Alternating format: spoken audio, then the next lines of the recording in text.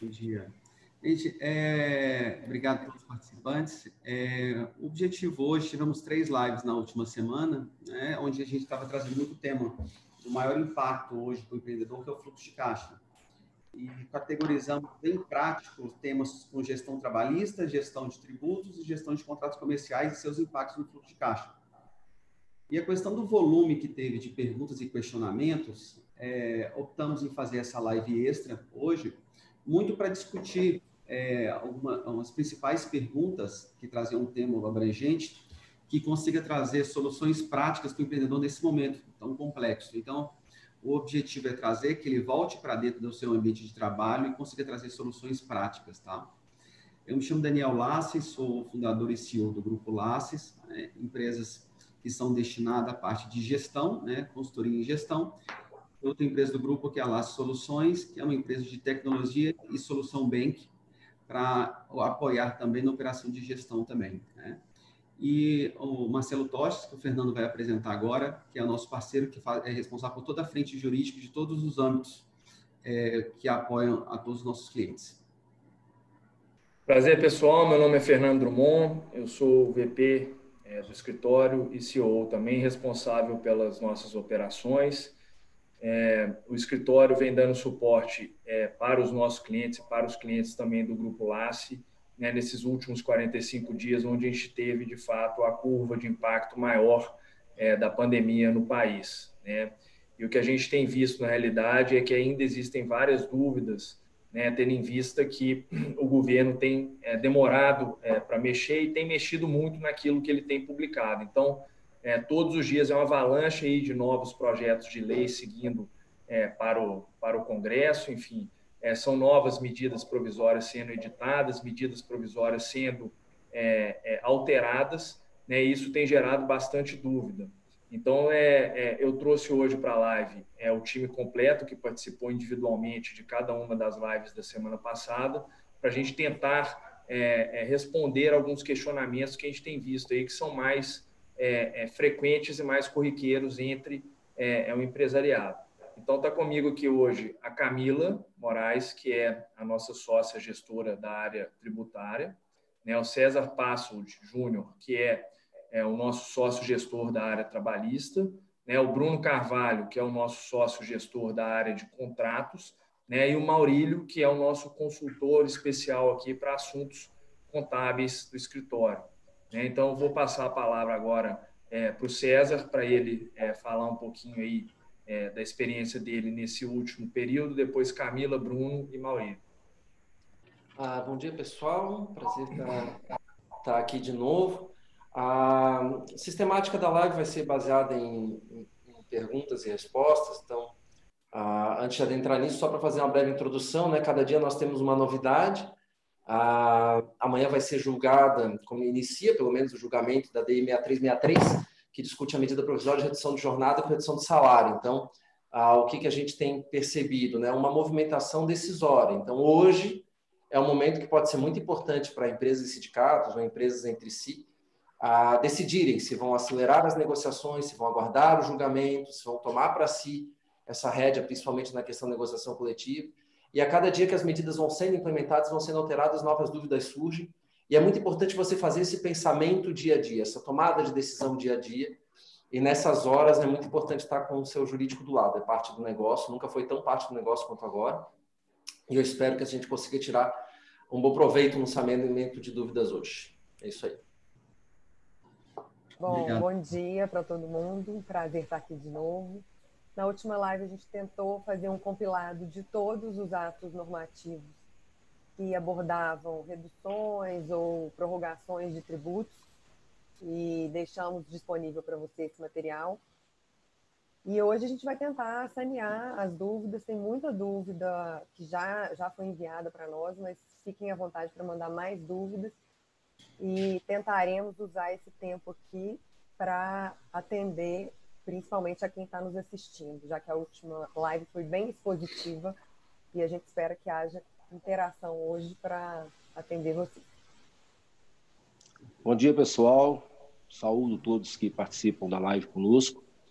Minha função aqui é exatamente colocar para vocês os efeitos que sofrerão a contabilidade no dia a dia com esse argamasso de medidas provisórias, decretos e portarias, que vão afetar a vida contábil direto das empresas.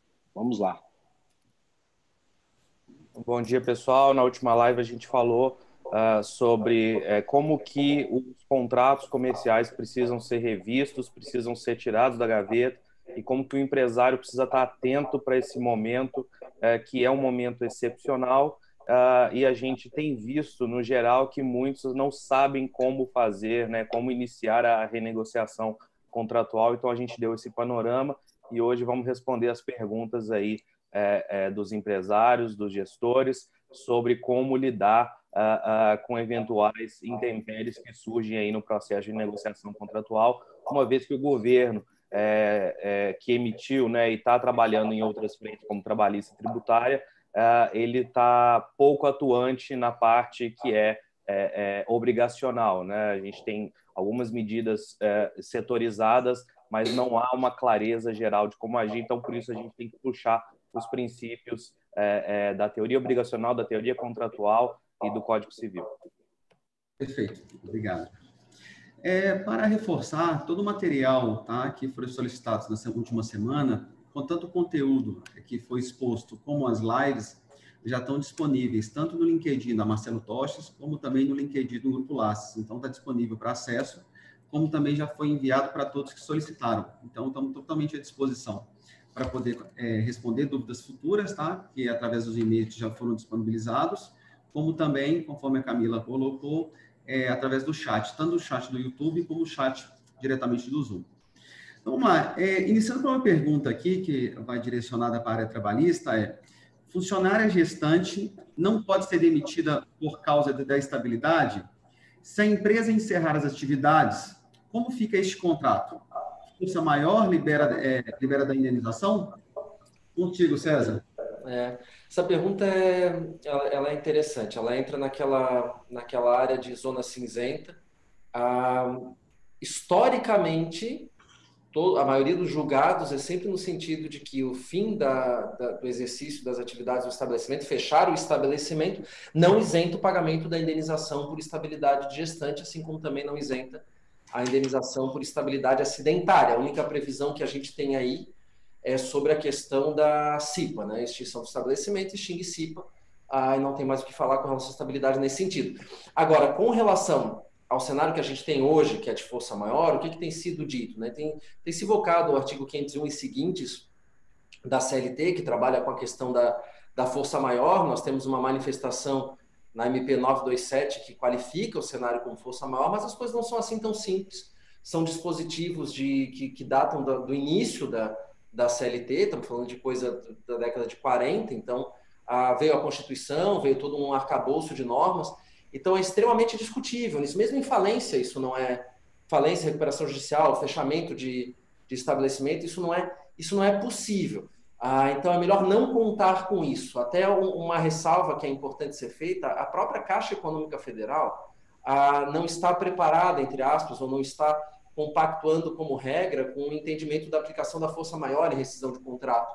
Então, para quem está seguindo essa linha, é uma linha perfeitamente defensável, embora haja uma polemicidade aí, uma insegurança. Para quem está seguindo essa linha, o que acontece? É feito o recolhimento, por exemplo, de 20% da multa do FGTS, e a Caixa Econômica Federal não aceita a liberação do saque sem a complementação da totalidade da multa, porque entende que para ela, que força maior, deveria ter uma determinação judicial e está desconsiderando a medida provisória. Então, são alguns fatores que têm que ser levados em consideração para a tomada desse tipo de decisão, né? Segurança não tem, é interpretativo.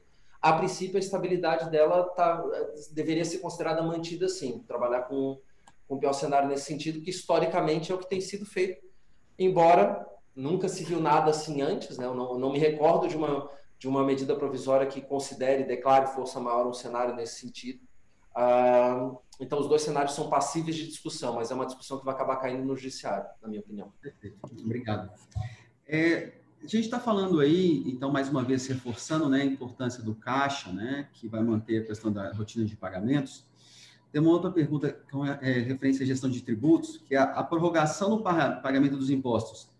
é feita diretamente com a contabilidade ou precisa de uma ação judicial? E a gente tem visto essa pergunta muito na área consultiva também, porque na hora de priorização de pagamentos.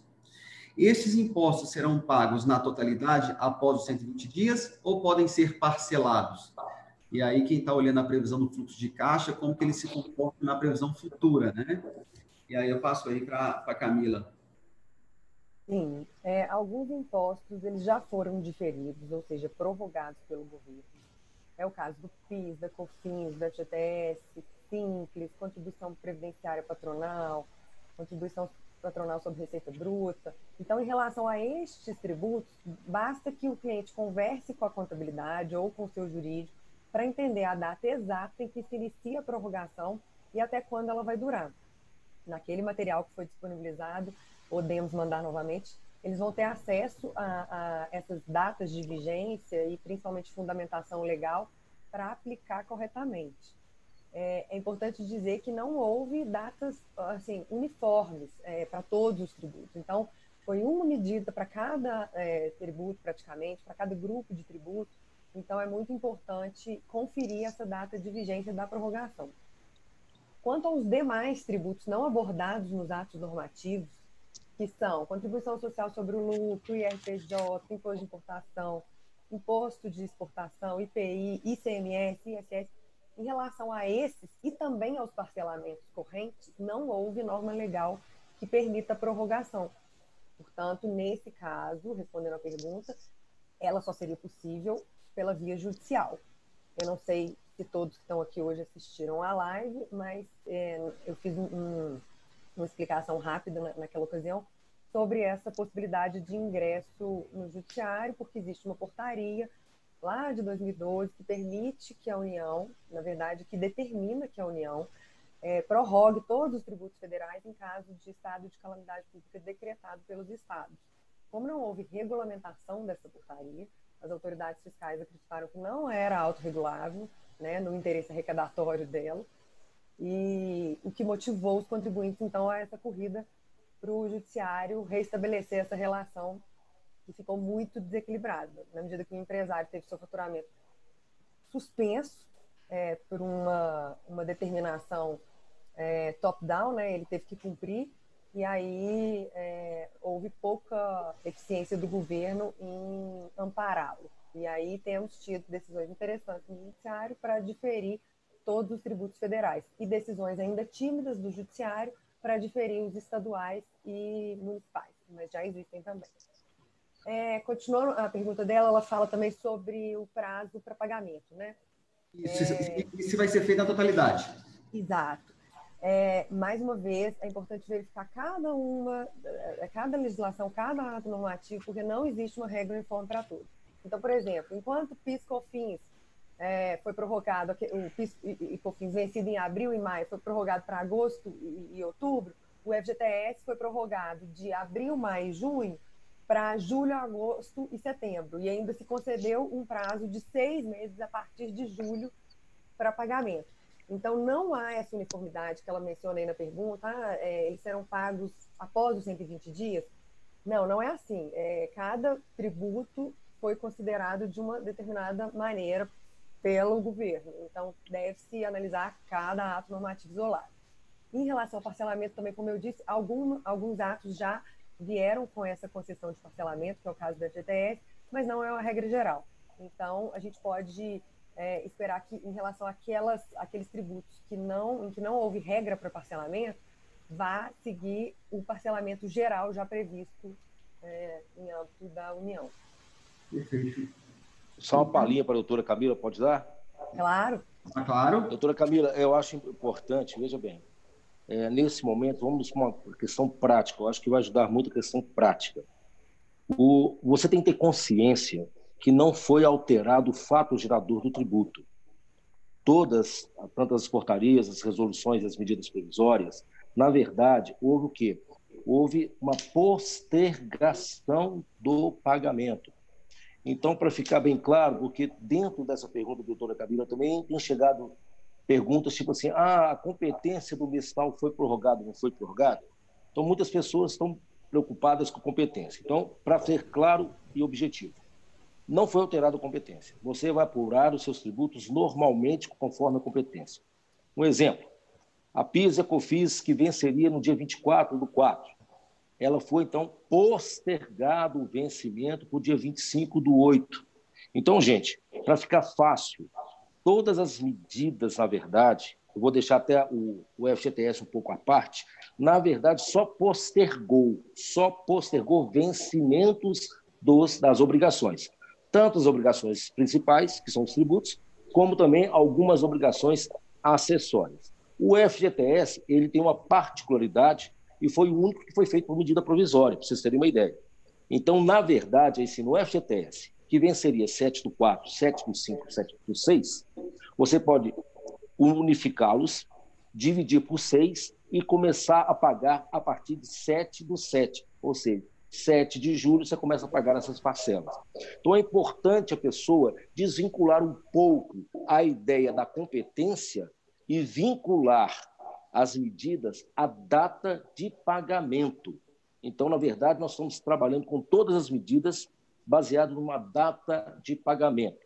Sobre a pergunta, Camila, que eu acredito que a pessoa fez aí, talvez ela não conseguiu expressar totalmente, é se poderia ter parcelamentos desses tributos. Eu escutei isso falando. Olha, gente, vamos lá. Eu sei por que você fez essa pergunta. Você está pensando no imposto de renda e da contribuição social, que quando você apura no lucro presumido, por exemplo, trimestralmente, você pode pagá-lo parceladamente, tá certo? No trimestre posterior, sendo que a primeira parcela não há correção e as demais sofrem correção Selic. Mas, como a doutora Camila falou com muita sabedoria, esses dois tributos não foram contemplados nas prorrogações. Então, eu acho que conseguimos fechar bem quando você começa a pensar qual era o vencimento dessa obrigação. Data tal. Ok, ela foi prorrogada para qual data? Pensando dessa forma, eu tenho certeza que você não vai errar. Perfeito, muito obrigado. Tem um ponto que tem reforçado bastante, principalmente lojistas, tá? Então, quando a gente fala de varejo, que é com relação a contratos de aluguéis comerciais, tá? E a gente avalia um cenário que eu estou em lockdown a partir da segunda quinzena de março, eu tenho uma visibilidade de lockdown em todo o mês de abril, eu tenho uma premissa interna de como vou tratar os meus contratos de aluguéis. Então, na hora que eu vou para a área de varejo, eu estou falando de avaliando competência, tá? Eu tenho em média de 5% até 17% referente a CTO, que é custo total de ocupação. Então, na hora que eu trato isso, ele tem um impacto extremamente relevante no meu caixa. Então, como que eu me comporto com relação a essa frente de contratos comerciais, né? E como que vocês sugerem uma solução, né, para essa frente, né? Uma vez que eu não tive receita, vale reforçar. Uma vez que a minha loja está fechada, vale reforçar, né? O meu estabelecimento está fechado, né? E vale reforçar também que quando eu assinei aquele contrato, eu não estava visibilizando, com essa visibilidade desse problema atual que nós estamos passando. Como é que vocês trazem esse processo? E por último, aí é uma complementação minha, tá? Que eu tenho visto muito isso, eu queria que reforçasse a diferença do deferimento, né, para o desconto / isenção. Porque eu tenho visto muito a questão até da interpretação de entender que deferimento é uma isenção. E aí o Bruno e o Dr. Fernando aí podem nos trazer para deixar bem claro o que esse empreendedor está assinando. Porque o que ele está assinando agora, ele está se comprometendo. Então, esse cuidado até o entendimento. Bom, Lácio, primeiramente sobre contratos comerciais, contratos de locação. O que eu falei na live passada é que as partes precisam ter equidade, ter razoabilidade na negociação dos contratos, principalmente visando a manutenção do negócio. E quando eu falo manutenção do negócio, não é só o negócio do locatário também. O próprio locador que tem um imóvel, que tem um investimento em um imóvel para a locação, ele também tem esse negócio e ele tem que visar a manutenção desse negócio. O que eu falei lá dos don'ts na nossa live de semana passada é evitar medidas impositivas, evitar determinações unilaterais e também evitar a moratória geral né, por parte do prestador, do locatário, etc. O que precisa ser feito, o que já deveria ter sido feito pelos gestores, pelos empresários, é sentar para conversar com os locadores ou com as administradoras de imóvel para poder atingir disposições transitórias durante o período de crise. A gente está falando aí seja de uma redução do aluguel, seja de uma carência, seja de uma repactuação futura, se a gente tem aluguel fixo, aluguel variável, em um empreendimento, por exemplo, esse empreendimento está fechado, as despesas do locador também diminuíram. Então, assim, não podemos agir como se em situação normal estivéssemos. Não estamos. E aqueles que não se adequarem à realidade atual, de que há necessidade de se fazer concessões de ambos os lados, não só de um lado, não é só um lado que vai sair perdendo, são todos. Então, da mesma forma que o locatário e o empreendedor que tem a sua atividade atingida agora, o locador, se ele tiver esse imóvel desocupado a longo prazo, vai ser muito difícil ele ocupar isso no momento de recessão profunda, que é o que a gente vai vivenciar nos próximos meses, talvez um ano, e vai ser difícil ele recompor essa locação. Ele vai ficar com um imóvel vazio, tendo que pagar IPTU, tendo que pagar as demais taxas que incorrem no imóvel. Então, é a hora de ambos os lados cederem. E essa é a orientação que a gente tem passado para todos os nossos clientes. Obrigado.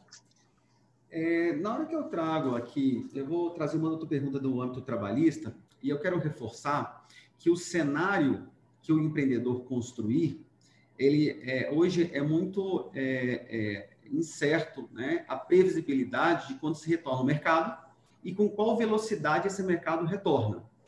Então, a partir dessa previsibilidade, vai ser construído um cenário. Exemplo prático que nós trouxemos na semana passada. Nós construímos um fluxo de caixa, uma previsibilidade de ficar todo mês de abril fechado e retornar junho, retornar maio, retornar julho. Qual a previsibilidade que você está contemplando? Porque tem uma pergunta aqui, que é como funciona a suspensão de trabalho, o que eu priorizo, diminuição de jornada, demissão ou ambos, né? Então, antes do César iniciar a resposta, primeiro tem que ser avaliado, né, qual cenário foi construído. Porque já tem cidades no Brasil já retornando. E se a empresa não se programar para tal retorno, ou ter uma previsão, eu posso ter uma abertura que eu não tenho nem equipe para colocar, para poder estar voltando para a minha operação. Então, eu tenho que trabalhar com cenários para depois eu entender qual seria, né, essa prioridade, né? E aí eu passo a pergunta para o César. Eu vou fazer eu vou responder uma outra pergunta antes de entrar nessa. Tem uma pergunta do YouTube aqui: preciso reduzir a equipe na minha empresa, concordo que estaria mais resguardado juridicamente demitindo por força maior e dando férias, pagando um terço de férias. Está tendo muita discussão a respeito do que é melhor fazer, né? O que eu diria? Eu acho que tem um ciclo de tomada de decisão. O desligamento por força maior não me parece seguro, tá? Em nenhum cenário ele me parece que traz segurança jurídica. Eu acho que o desligamento como medida, ele tem que estar no fim da fila. Mesmo porque o desligamento, em qualquer cenário, ainda mais quando a gente está falando de fluxo de caixa, ele implica dispêndio de caixa. Então, assim, às vezes o desligamento se torna necessário porque eu não tenho certeza de recuperação de caixa na frente. É melhor eu desligar agora e pagar agora do que desligar na frente sem ter dinheiro para pagar. Mas ele é o fim da fila. Então, quando a gente começa a conversar, essa pergunta é bacana, o que eu priorizo? Tem um ciclo ideal de priorização. Então, se você consegue colocar em teletrabalho mantendo a produtividade, coloque em teletrabalho mantendo a produtividade quem você conseguir. Esse seria a primeira medida, que é uma medida que mantém a atividade, mas isso depende da realidade de cada um. Então, não conseguir colocar em teletrabalho. Muito bem, férias. A medida provisória 927 facilitou muito a concessão de férias individuais, jogou o pagamento de um terço lá para frente, tirou a antecipação do pagamento das férias para o quinto dia útil do mês subsequente. Então, em termos de controle de caixa, não tem um sobressalto. Mas, de novo, isso tem que ser acompanhado de um planejamento e acompanhamento. Então, eu faço o banco de horas. O banco de horas não me serve mais. Eu não vou ter uma retomada de produção ali na frente. e tem alguns serviços essenciais ou não, né, que se mostra que o banco de horas se torna uma medida inócua lá na frente. Não vou recuperar a produção, não vou ter excesso de trabalho. É só pensar no transporte coletivo. Os mesmos horários de ônibus que estamos tendo agora vamos ter depois, e a pessoa que vai andar uma vez por dia vai continuar andando uma vez por dia. Ela não vai chegar em julho e andar 4 vezes no mesmo dia porque deixou de andar de ônibus nesse período. Então, tem setores que têm uma retomada difícil. Então, teletrabalho. Não deu teletrabalho, banco de horas. Não deu banco de horas, férias. Não deu férias, agora vem as ferramentas da 936, suspensão e redução. E a medida provisória, qual que é o problema que a gente tem aqui? Ela está sob júdice, né? Ela está realmente sob júdice. Então, qual que é o ponto? É melhor eu desligar, é melhor eu encaminhar para o sindicato. Tem uma pergunta que veio que é bem bacana, assim, por força da liminar eu encaminho para o sindicato. Não é por força da liminar. A lei diz que se eu faço a redução ou a suspensão do contrato, eu tenho que notificar o sindicato em 10 dias. O que a lei não fala é o que acontece após essa notificação. Então, as consequências jurídicas, enquanto essa notificação está correndo, e após. Quando veio a liminar do STF, ela veio entender o seguinte: eu encaminho para o sindicato, se ele não se manifesta, está ratificado. Agora, se ele se manifesta, eu tenho que negociar com ele, e subentendia-se que eu teria que negociar com ele para fins de validade. Em embargos de declaração, saídos essa semana, houve uma explicação no seguinte sentido: olha, está válido desde a assinatura, só que se eu encaminho para o sindicato e vem uma negociação superveniente, essa negociação coletiva superveniente se sobreporia à minha negociação individual. Mas mesmo essa interpretação, ela gera uma lacuna. Então, se eu faço os acordos individuais, e é o que eu já tinha mencionado, no momento para decidir a respeito do acordo individual, se eu vou fazer acordo individual, se eu vou aguardar, se eu vou fazer coletivo, se eu tenho a possibilidade disso, porque tem setores que simplesmente não têm a possibilidade negocial. Não é uma medida assim tão fácil. Nós temos as nossas normas, elas são muito otimistas. Tanto essa questão da negociação sindical, que às vezes ela simplesmente não é possível por culpa de qualquer um dos lados. A gente traça um paralelo com a lei de greve. A lei de greve prevê que as partes que estão em conflito a ponto de gerar uma greve vão sentar numa mesa e decidir como é que o serviço essencial vai funcionar. Isso é inaplicável na prática. Então, e aqui é mais ou menos isso. Às vezes eu não consigo fazer essa negociação, vou ter que decidir. Amanhã o Supremo vai julgar. Espera-se, né? Amanhã começa o julgamento, pode haver um pedido de vistas, pode haver uma suspensão, pode se manter a indefinição. Então, o momento para você pensar se eu vou retomar as negociações individuais, se eu vou fazer as negociações individuais, se eu vou investir na negociação coletiva, é agora.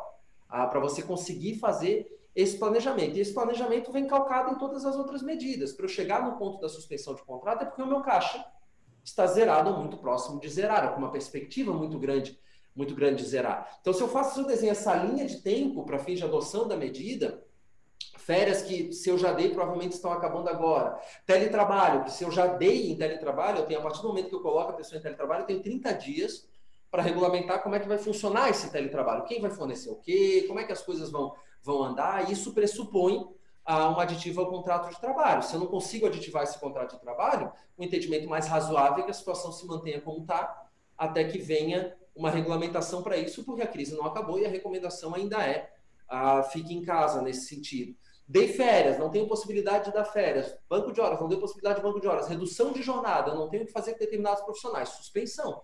Então, me parece que essa linha do tempo é a linha do tempo que, analisada caso a caso, empresa a empresa, é o que vai dar maior possibilidade de sobrevivência e retomada. Porque uma hora vai haver a retomada, tem que se pensar nisso.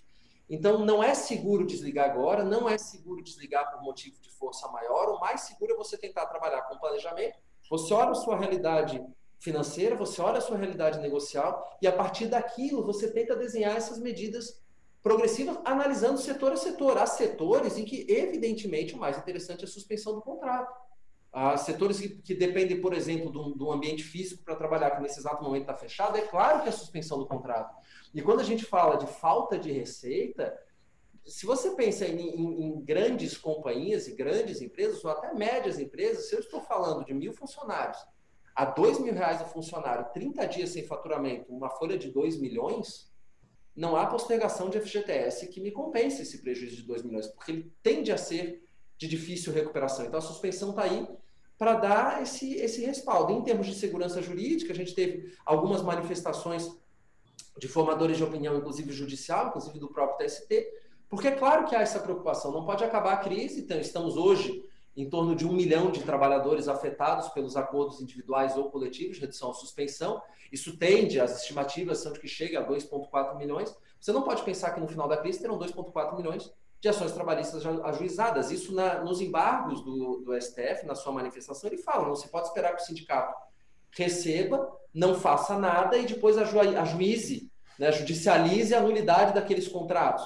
Então, sim, a gente está nesse momento de não saber o que acontecerá amanhã, mas a gente tem o hoje. Hoje, os contratos que foram firmados e que estão correndo são considerados válidos até que venha uma negociação coletiva que os altere. A partir de amanhã, com o julgamento do Supremo, é que a gente vai começar a ter uma noção de como as coisas vão se encaminhar em definitivo. Então, o planejamento seria duplo. Pois não, manda, Fernando. César, só para pegar no gancho, tem uma pergunta aqui que veio pelo chat.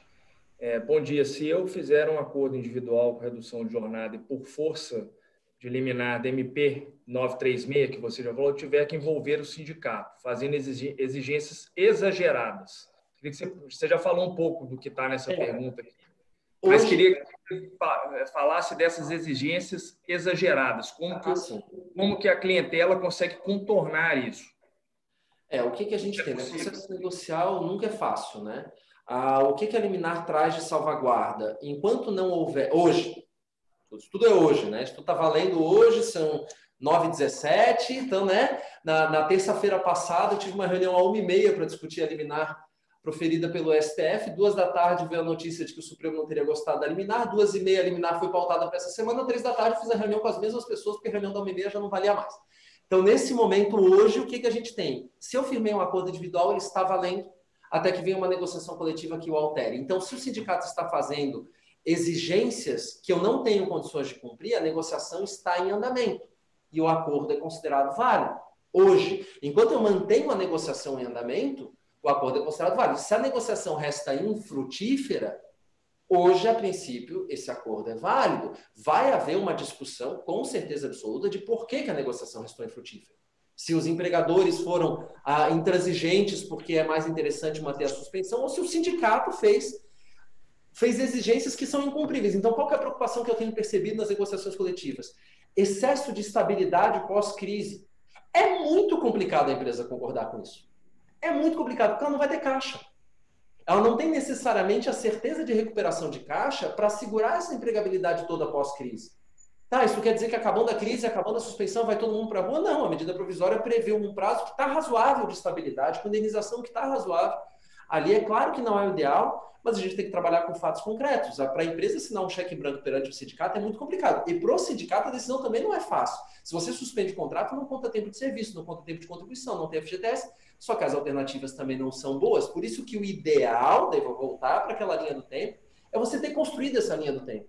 Olha, não adianta banco de horas para mim porque eu não vou ter recuperação. Já dei férias para todo mundo. Eu não vou retomar a atividade segunda-feira e minhas férias vão acabar. Eu não tenho faturamento que justifique o pagamento de folha. Vamos suspender. É uma questão que tem que ser de bom senso, claro, trabalhado com todos, mesmo porque não é uma suspensão que deixa desassistido, né? Ela só tem que ser feita adequadamente. Não é a liminar que manda comunicar ao sindicato, né? É a lei. Então, a liminar não mudou isso. Agora, a liminar está trabalhando, e amanhã vai ser o julgamento, está trabalhando no sentido de se o sindicato negociar, vai valer a negociação. Se ele não negociar, ou enquanto não tiver um acordo coletivo, está valendo o que foi firmado individualmente. A gente tem sindicatos com extremo bom senso, outros que não sabem o que fazer, que ainda estão indecisos com relação ao que fazer, e outros que realmente a negociação fica mais difícil. E é assim com os empregadores também. Cada um tem a sua realidade para pensar, né? Não é fácil. Tem que ser criativo nas alternativas. Outra pergunta do chat à medida que flexibiliza a redução da jornada de trabalho, juntamente com a redução do salário, está nessa pendência de ser julgado a necessidade de acordo do sindicato ou não? Também. Quando a medida provisória como um todo vai ser julgada amanhã. Então, como nas duas situações eu tenho que comunicar ao sindicato, nas duas situações eu tenho essa pendência pós-comunicação de o que vai acontecer. Então, as duas situações estão no mesmo barco. A comunicação é por força da medida provisória, mas o condicionante de validação a uma negociação coletiva acabou vindo por conta da liminar. E uma das coisas que é importante lembrar é que sempre vai ter que ter negociação. ou com um acordo, ou com um trabalhador individualmente considerado, ou com o sindicato. Então, essa tratativa continua sendo importante, só que ela é essencial para receber o benefício do governo, né? Então, para o próprio trabalhador ter a segurança, é importante levar com muita seriedade essa proposta de suspensão, porque nós temos que ser realistas com o cenário que estamos enfrentando. Foi uma ferramenta bem útil para inúmeros setores. Perfeito. Quando eu vou para a área de tributos, eu tenho aqui, né, a prorrogação do Simples foi concedida em 6 meses para todos os tributos? Não, aí é bom a gente fazer essa diferenciação, sim, porque está gerando muita dúvida. O Simples, eles segregaram nos tributos federais e estaduais e municipais. Então, para os tributos federais, que são aqueles IRPJ, CSLL, PIS, COFINS, contribuição previdenciária, IPI, nesse caso dos federais, houve sim o diferimento em 6 meses. Então, aqueles tributos de competência do mês de março, abril e maio, aí é importante lembrar do que o Maurílio falou, cujos vencimentos seriam em abril, maio e junho, eles foram prorrogados para, respectivamente, outubro, novembro e dezembro. Tributos federais. Em relação aos tributos estaduais e municipais, abrangidos pelo Simples, ICMS e ISS, houve a postergação em 3 meses. Então, os tributos de competência dos meses de março, abril e maio, cujo vencimento seria, então, em abril, maio e junho, foram prorrogados para julho, agosto e setembro.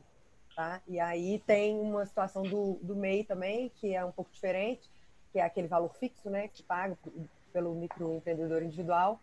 Nesse caso, foram 6 meses também. Então, resumindo, para MEI e tributo federal foram 6 meses. Para tributo estadual e municipal foram 3 meses. Perfeito.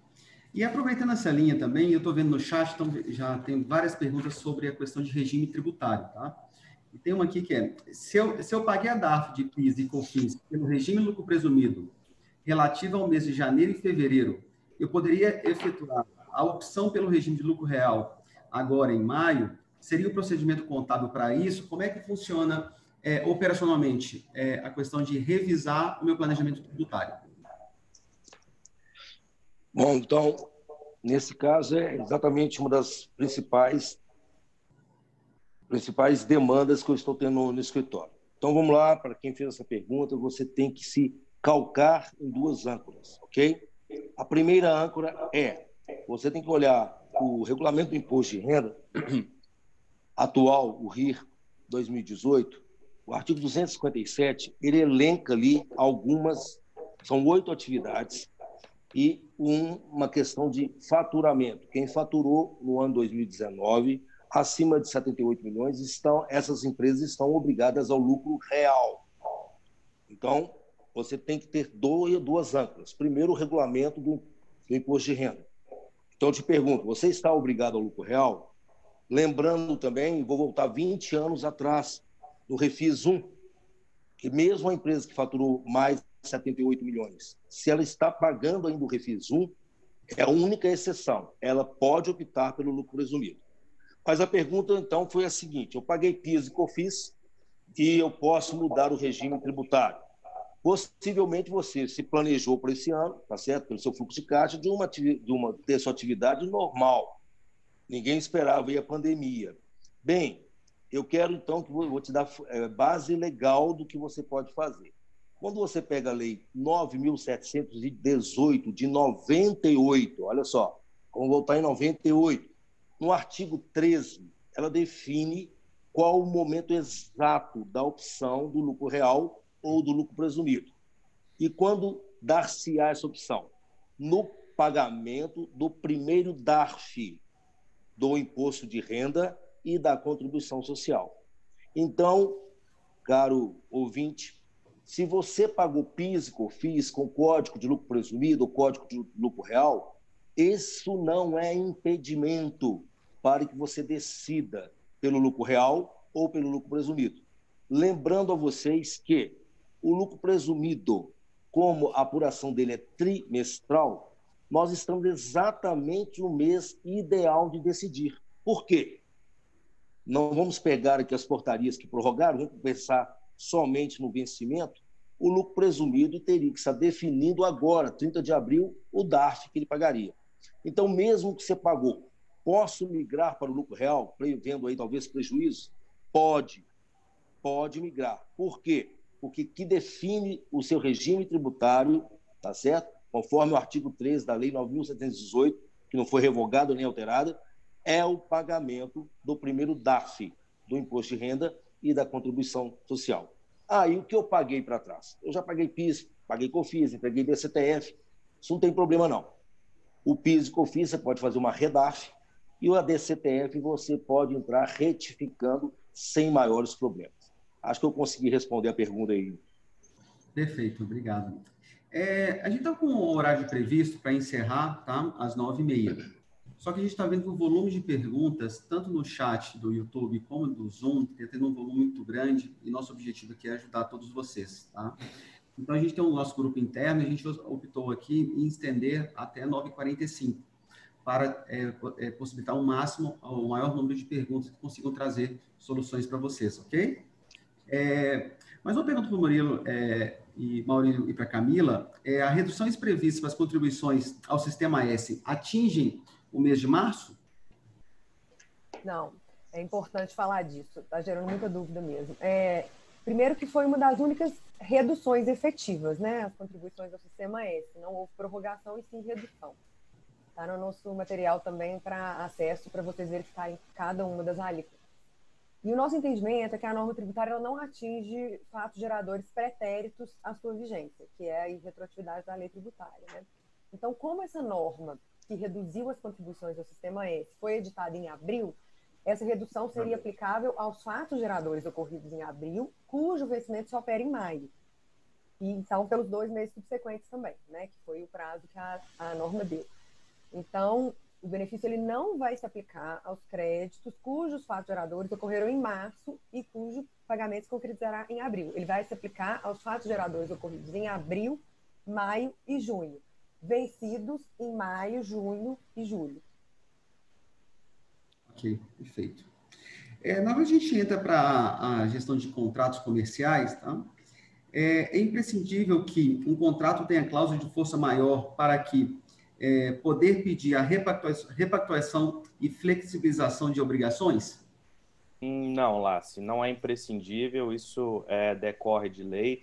É claro que o contrato bem redigido ele vai ter um procedimento, prazos e condições para se alegar, até porque mesmo o artigo 393 do Código Civil ele permite que as partes, se assim pactuarem na época, resolvam assumir a responsabilidade por algum evento de força maior, como, por exemplo, uma greve, enfim, algo que não seja comum para aquela atividade. Então, é possível até você pactuar em contrário à lei em alguns pontos. Mas, não havendo essa pactuação, o artigo 393 do Código Civil ele é muito claro, ele é aplicável independente do que tem no contrato. É óbvio que, tendo a cláusula no contrato e sendo uma cláusula bem redigida com relação aos procedimentos, com relação ao prazo de duração desse evento de força maior, ainda mais agora que a gente está vendo esse evento atingindo as duas partes do contrato,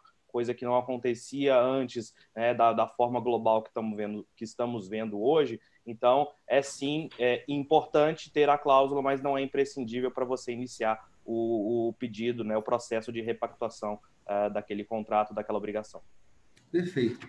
Eu sou franqueador e tenho franqueado que tentou renegociar contrato de locação que está prestes a encerrar. E o locador se nega a abrir qualquer negociação e prefere não negociar e despejar. Alguma sugestão? Com relação a despejo, né, a gente tem aí projeto de lei sobre despejo e é muito difícil um juiz conceder um despejo nesse atual momento. Mas ainda assim, havendo a intransigência de uma parte, é o que eu falei na live anterior, não estamos no momento de intransigência. O locador que está fazendo isso, ele não está olhando um pouco mais à frente, que é o período de recessão, onde dificilmente ele vai conseguir alugar aquele imóvel. Então, a melhor maneira de você manter e de você conservar o negócio de ambas as partes é fazendo compromissos, é estabelecendo disposições transitórias para que você mantenha essa locação vigente. Obviamente, se o contrato está prestes a encerrar, ele não vai ser obrigado a renovar, mas ele não renovando, qual que vai ser a consequência em curto e médio prazo?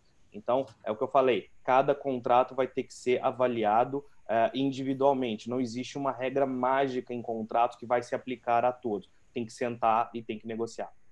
Perfeito. E eu tenho uma aqui eu tenho uma franquia que vende pacotes turísticos e tem clientes que estão se recusando a aceitar remarcação. Como devo me proceder nesse caso? Com relação às empresas de transporte turístico, de pacotes, de venda de pacote turístico, até empresas de entretenimento, existe uma MP que foi editada que ela estabelece regras para a preservação do setor. Tá? Esse são um dos poucos setores onde a gente já teve uma medida governamental que assegura a conservação desses negócios, ao mesmo tempo que também que ela assegura os direitos do consumidor. O que acontece no mercado de turismo é que não há caixa suficiente para você lidar com um volume absurdo de cancelamentos e de remarcações sem comprometer a saúde financeira dessas empresas e sem eventualmente levá-las até a recuperação judicial e falência. Então, o que a MP fez? Ela flexibilizou algumas regras para que seja possível realizar o adiamento das viagens que já estavam compradas ou dos pacotes que já estavam comprados,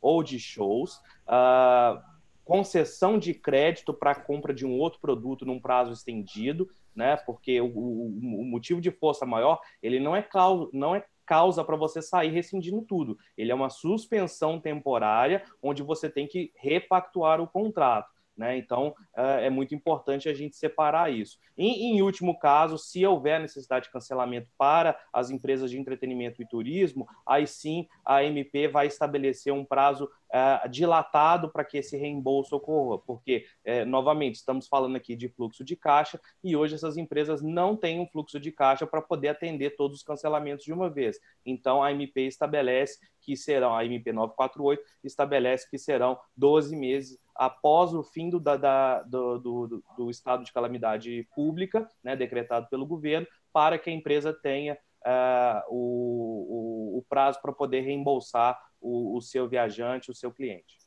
Perfeito. E mais uma aqui que está tendo alguns com o mesmo tópico, eu vou resumir. Estou com um contrato em negociação, contrato de aluguéis, mas que ainda não foi fechado. Tem outros contratos também na mesma situação, que já foram fechados, mas ainda não começaram a ser executados por causa do coronavírus. Tem alguma sugestão, orientação de que cláusula deve constar e o que fazer com contratos que já foram fechados, mas que ainda não foram iniciados? E aí estou vendo muito isso, Bruno, em pontos que estão para abrir, shoppings que estavam para ser inaugurados, né? Contratos que estavam para ser iniciados. Sim. Este é o momento essencial de você sentar, principalmente num contrato que está sendo elaborado ou um contrato que foi recém-elaborado, né? E provavelmente ele foi elaborado antes da pandemia e ele iniciou sua vigência durante a pandemia, reagrupar as partes, sentar e aditar esse contrato estabelecendo uma disposição transitória, uma disposição suspensiva, uma disposição resolutiva para poder amparar esse momento transitório que estamos vivendo. A gente não tem certeza de quando vai acabar, mas a gente pode colocar um aditivo de que, olha, se decretada o fim da quarentena, se decretado o fim do estado de calamidade pública, retornando à atividade comercial, que provavelmente vai retornar em setores, aí sim esse contrato volta à sua plenitude. No momento é hora de fazer contingências, é na hora de segurar. Então, esses recém-contratos fechados, eles precisam ser aditados de forma a prever um período onde não vai haver a atividade econômica que está regulada naquele instrumento. Tem que ver caso a caso. Mas é muito importante que isso aconteça agora, que as partes sentem, porque vai ser impossível uma parte cobrar multa da outra por descumprimento de algo que ela não pode cumprir agora, porque a atividade econômica está em suspensão. Bruno, se eu já fiz uma negociação de um contrato, que eu estou no segundo ano, terceiro ano, e eu estava partindo para uma premissa de tanto de faturamento, tanto de comportamento de mercado, com a visibilidade de 2 anos atrás. Então, foi planejamento com um período anterior. Como é que fica esse contrato agora? É um momento de eu rever esse contrato? É um momento de eu reavaliar como é que vai ser esse comportamento? Como é que trata isso, uma vez que eu já assinei, já firmei esse contrato? Você firmou esse contrato numa condição que não é a condição que estamos hoje, né? Igual eu falei, tem muitos gestores, muitos empresários que não estão entendendo que estamos num estado de exceção. Muitos empresários que não estão entendendo que é a hora, sim, de fazer concessões, de ceder em algum momento. Não é razoável o empresário esperar que tudo, que aquele contrato vai ser performado da mesma forma, que aquele pagamento vai ser feito da mesma forma. Então, se existiam contratos com garantia mínimas, com previsibilidade de faturamento, com gatilhos que estão vinculados de alguma forma financeiramente a uma realidade que não é mais a atual, tem que sentar, tem que renegociar, repactuar. Como eu falei, um aditivo com condições suspensivas, com condições resolutivas, com condições temporárias, mas isso tem que existir e tem que ser feito caso a caso. Não existe uma forma de você aplicar isso de forma geral em todas, né? Não dá para se fazer isso. Então, eu já ouvi de colegas, de clientes, assim, não quero ter que mexer com isso agora. Você vai ter que mexer com isso agora. É o momento de mexer com isso agora, porque isso vai impactar a preservação do negócio de ambas as partes. Perfeito, obrigado. César, eu tenho visto muitas operações, tá, dentro da consultoria, como a gente já tem falado bastante, eu e o Fernando, e tem uma pergunta da Jéssica Ramos aqui, que fala: gostaria de saber sobre os afastados. O número de afastados está bem alto nas empresas, pois qualquer sintoma que seja do Covid-19, a pessoa é afastada por 14, 15 dias. Pela Lei 13.982/5, artigo 5. Os 15 dias podem ser compensados quando o empregado estar afastado pelo Covid-19. Sabemos que não estão fazendo teste em todos. Com isso, estão com inúmeras pessoas afastadas por suspeitas de doença, mas não com ela confirmada. O que fazer? Existe uma forma de compensar esses 15 dias? E aproveitando, César, a gente tem visto queda de quadro de 20%, 30%, tá? E vendo em várias operações e em vários segmentos pela mesma frente. Uma excelente pergunta. Gente, é uma coisa interessante porque a lei, quando ela fala sobre a questão do afastamento, ela vincula a atestado, né? Tem uma grande discussão, tem um PL sobre isso, sobre a autodeclaração, sobre o afastamento em decorrência de sintoma, como é que eu faço para ser encaminhado para um médico se eu tenho regiões em que simplesmente não está tendo atendimento presencial, o atendimento é remoto, enfim, como é que funciona isso? É bem engraçado porque a resposta jurídica ela é simplista. Se eu não tenho um atestado médico, se não vier um atestado médico, essa pessoa ela vai ter que acontecer com ela o que está acontecendo com os demais. Eu tenho que ter um atestado médico. Hoje, por força de lei, eu tenho que ter um atestado médico para justificar essa minha ausência ao trabalho. Quando eu digo ausência, pode ser inclusive ausência virtual, esse meu não trabalho, em decorrência de sintomas que podem estar vinculados ao coronavírus ou não. As pessoas continuam ficando doentes das outras coisas. Eu continuo tendo que ter um atestado médico, como eu sempre tive. A regulamentação que veio com relação aos 14 mais 14, ela também acabou dando uma grande discussão com relação a se a partir do 16º dia o INSS receberia ou não receberia essas pessoas. A princípio, mediante atestado médico, receberia sim, deveria receber e fazer o atendimento, fornecimento do benefício, enfim. Deveria acontecer assim. Se eu estou fazendo o afastamento preventivo, não por força de atestado médico, por deliberação da empresa, eu vou dar o tratamento para esse afastamento que juridicamente a medida provisória, inclusive, me traz as ferramentas. Sim, banco de horas, isso pode ser entendido como banco de horas. Às vezes, o afastamento preventivo é por uma suspeita que não gera incapacidade para o trabalho, então permite o teletrabalho. Às vezes, esse afastamento preventivo pode gerar férias, porque se não está vinculado a um atestado, não tem suspensão de contrato de trabalho. E aí nós temos uma briga entre a lei e recomendações. Então, isso é um enfrentamento que eu acredito que muitas empresas estão tendo alguns órgãos, algumas entidades, o Ministério Público do Trabalho, em diversas regiões, adotam o posicionamento de que a autodeclaração deveria gerar o afastamento remunerado por parte da empresa. Só que isso é uma recomendação. Então, você não tem uma força legislativa a isso, e é uma recomendação que não encontra o respaldo direto na lei, ela é interpretativa, claro que tem um fundamento jurídico para isso, mas ela acaba se tornando discutível, porque a própria lei que regulamenta isso, quando ela dá poder aos estados, quando ela dá poder às secretarias de saúde para adotar medidas restritivas, ela vincula essas medidas restritivas a um estudo técnico, a um estudo médico técnico. E está uma discussão agora gigante, não vou entrar nessa discussão, Deus me livre e guarde, prefiro discutir qualquer outra coisa menos isso, porque é um sexo dos anjos entre governo estadual e federal, mas se você traçar esse paralelo para essas recomendações de autodeclaração, de afastamento, distanciamento acima do que as autoridades sanitárias estão passando, teria que ter um fundamento técnico para isso. Então, é um problema sem solução ideal, porque a solução da lei ela é tão simplista que na prática acaba não acontecendo. Então, o funcionário não vai, se declara doente, já informou que não vai, o que eu vou fazer com ele?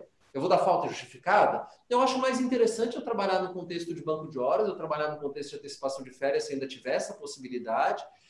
Se não tem atestado, não vejo impeditivo para você negociar a suspensão do contrato de trabalho. Se eu tenho um atestado, eu estou com um contrato de trabalho suspenso. Então, é complicado você trabalhar o enquadramento dessa suspensão do contrato em decorrência do atestado.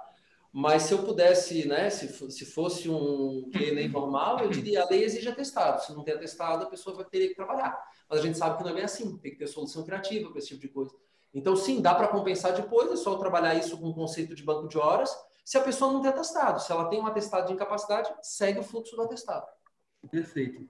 Siga essa linha dos 5 minutos finais.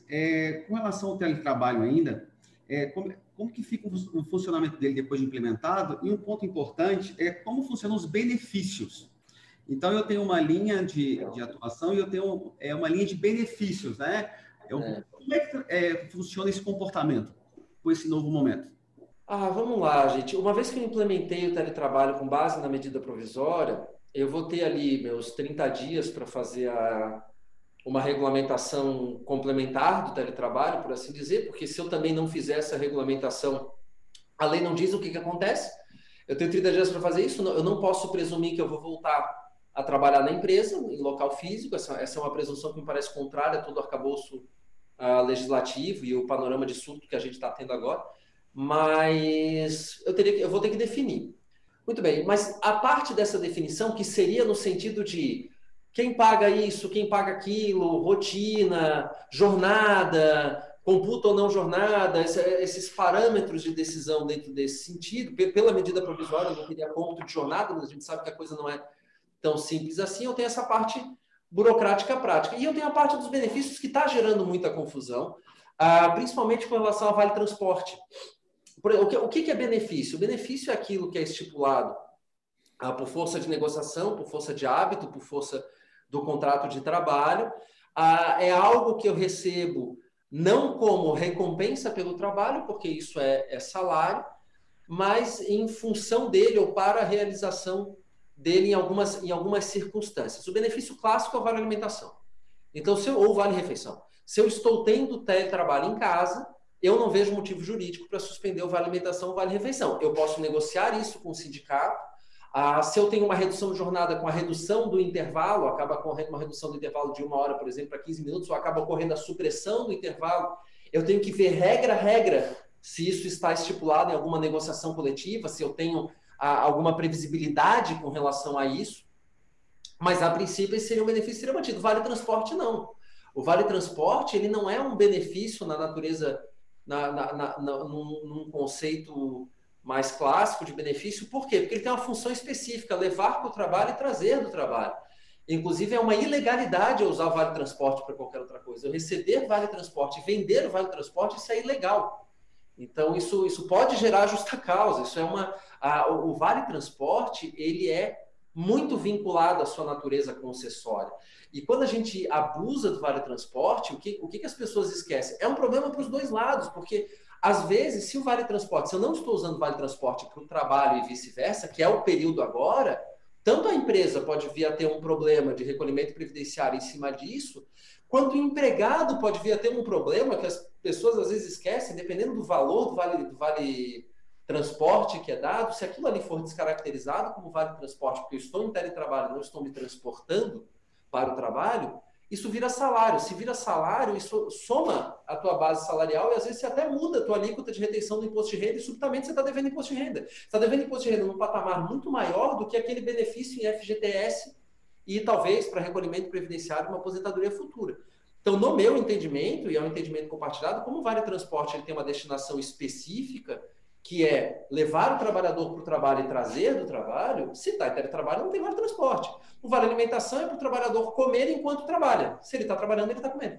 Então, eu acredito que os benefícios que ficam são aqueles benefícios típicos, não aqueles vinculados a um fato.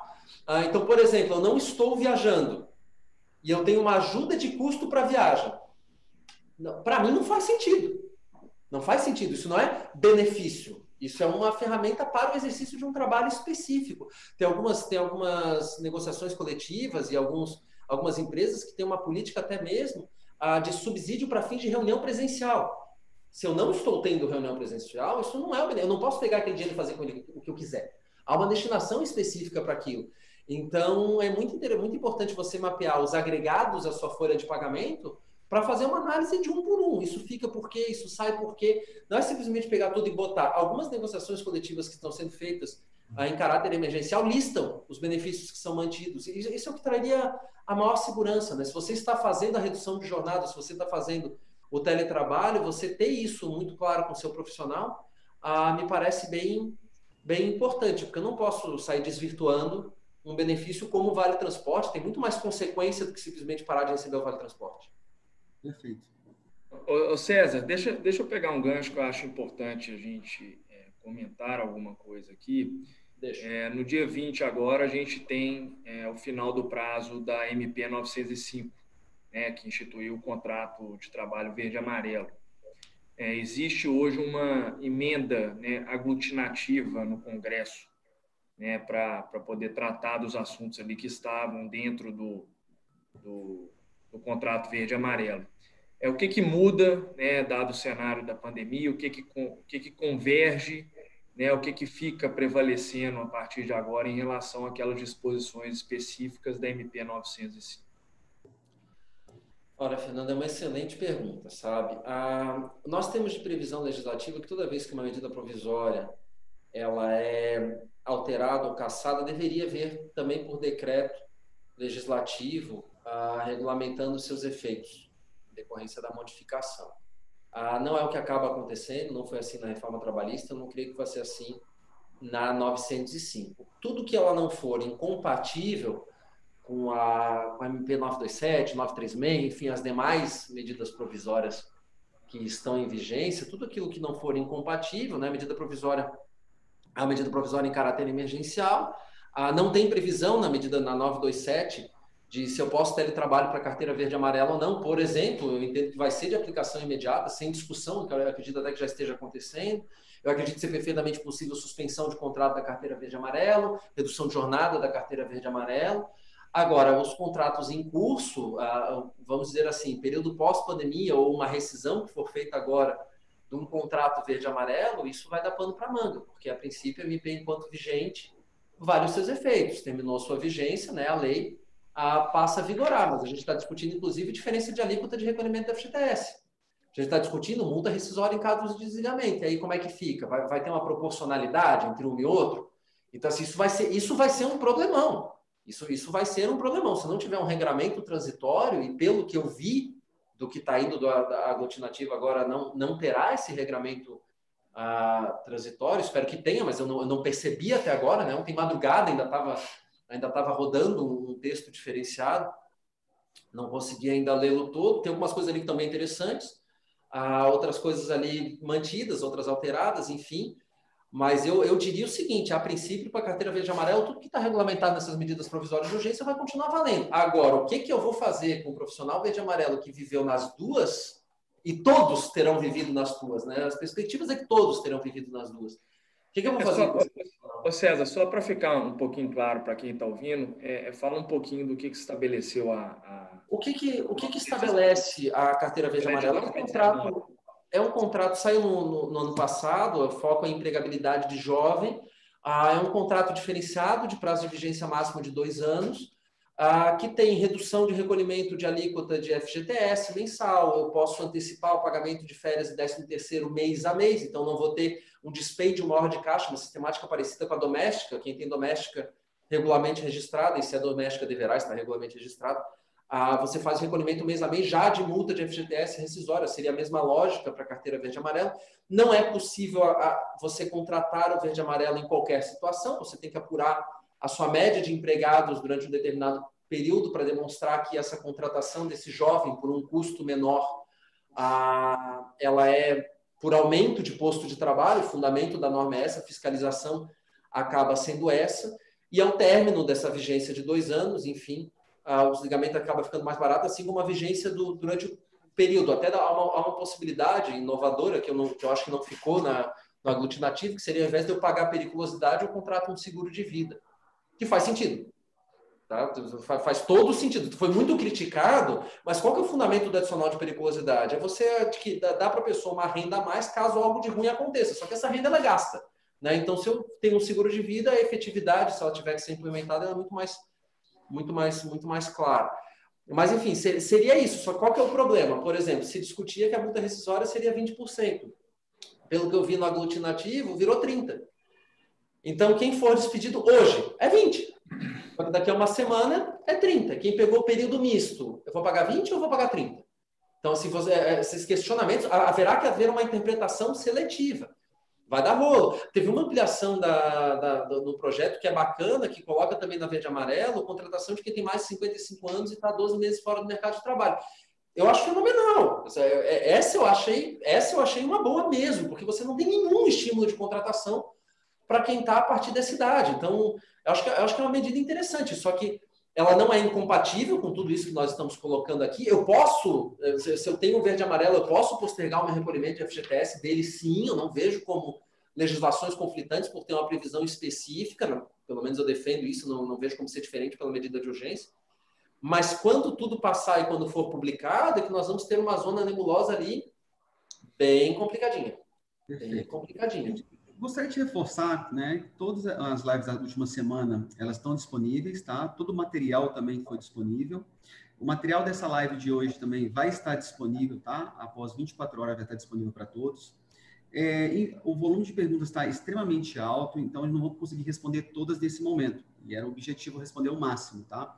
Já compartilhei com vocês um e-mail que é gestão de crise, tá? @grupolace.com.br, que vamos estar respondendo em conjunto todas as perguntas para vocês. É um momento de apoiá-los, né? Nesse momento tão difícil. E aí, eu trago também que nós vamos ter uma live por semana, tá? E essas lives vão trazer temas que ajudem a contribuir no dia a dia de vocês. Então, o mesmo tema prático. Queremos trazer temas objetivos, 45 minutos de live, o que fazer, como fazer e o quanto representa naquele momento, tá? Então, a gente tem esse objetivo de trazer esse apoio a vocês nesse momento. Tem algumas perguntas aqui que vai para a área de contratos também, que é onde coloca que eu tenho do Júlio aqui, César, no meu fluxo de caixa tem uma previsibilidade que eu consigo comportar um desconto médio de 40% no meu custo de ocupação, só que só tenho chegado a 20% em média, né? Como fazer? Posso tentar negociar de uma forma mais forte, o acordo com o dono do imóvel, posso fazer depósito judicial. E na hora que eu entro aqui também, só para reforçar um outro ponto, na área trabalhista, na área de benefícios, né? E reforçar um ponto que o César e o Bruno colocou com extrema propriedade, é a análise analítica. Então, chegou a hora de analisar contrato a contrato e caso a caso, né, Bruno? E na hora que o Bruno coloca sobre benefícios, sobre pontos, né, de pessoas, analisar pessoa a pessoa, caso a caso, para entender qual a necessidade de cada um deles e qual o cenário que você construiu. E compartilhar o máximo, né, com seus pares essa estratégia. Mas passar para vocês, Bruno. Para você, Bruno, essa pergunta. Exatamente isso, Elace. Todo o contrato, cada situação, ela vai ser única, né? Não temos uma chave mágica que destrave todos os problemas que estão acontecendo no âmbito contratual. Então, na situação aí da questão da ocupação versus o que tá negociado com o dono do imóvel, tem que sentar e tem que discutir. Não há uma solução mágica, não há nada que eu possa dizer assim, olha, a lei vai resolver, o juiz vai resolver, boa sorte tentar entrar na justiça agora, vamos ver quando que você vai ser atendido. Então, assim, nós estamos num estado de exceção que precisamos entender que ele é temporário, mas que ele existe. E a gente vê muita gente negando isso e negando os efeitos disso. O contrato vai precisar sair da gaveta e vai precisar ser discutido. Os casos específicos a gente vai responder no e-mail, mas a orientação geral aqui, até porque a gente está chegando no fim da live, tire os contratos da gaveta, negocie um a um, crie planos de pagamento se você está devendo, flexibilize planos de pagamento para o seu devedor, porque, infelizmente, ninguém vai ter fluxo de caixa agora disponível para saldar dívidas até que já existiam. Então, tem que haver essa flexibilização. Vai ser um momento de perdas, mas objetivando o ganho em médio e longo prazo. Perfeito, então. Gente, eu queria... Posso só fazer um comentário com relação ao que o Bruno falou? Eu vou ser até razoavelmente antipático no comentário, mas a gente estava conversando as 3 áreas aqui envolvidas, e a do Fernando Drummond envolve todas as áreas. Gente, sendo bem sincero, é importante planejar, e vou ser absurdamente franco, não vai vir, não creio que vá vir, acho muito difícil que venha, uma medida de governo, seja federal, seja estadual, seja municipal, dizendo que você vai poder parar de pagar seus impostos. Não acredito que vai vir uma medida de qualquer âmbito governamental que diga que você vai parar de poder cumprir seus contratos, e não acredito que vai vir uma medida do governo federal dizendo que você pode despedir sem pagar nada. Então, a realidade não chegará nisso. Por isso que é importante planejar.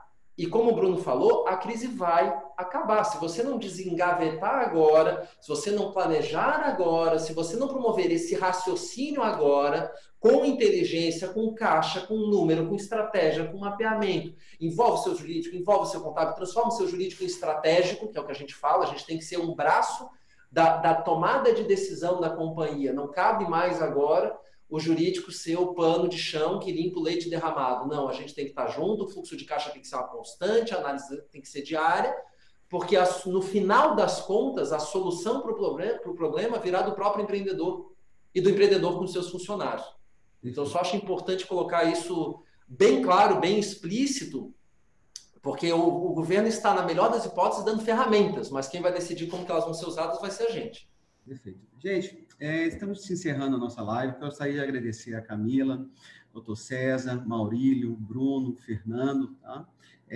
As agendas foram estendidas aqui 2 vezes em função do volume, então, assim, essa dedicação em ajudar o próximo e compartilhar conhecimento para ações práticas, tá? Então, muito obrigado a todos, tá? Estamos disponíveis a todos vocês. O que pudermos apoiar vai ser com todo o prazer. Reforçando que vamos ter uma live por semana, iremos comunicar em toda a nossa base de comunicação, mas também comunicando também todos os temas nas nossas redes sociais. Muito obrigado a todos, gente. Um ótimo dia, uma ótima semana. Obrigado, gente. Obrigado, um abraço. Daniel. Um abraço a todos. Um abraço.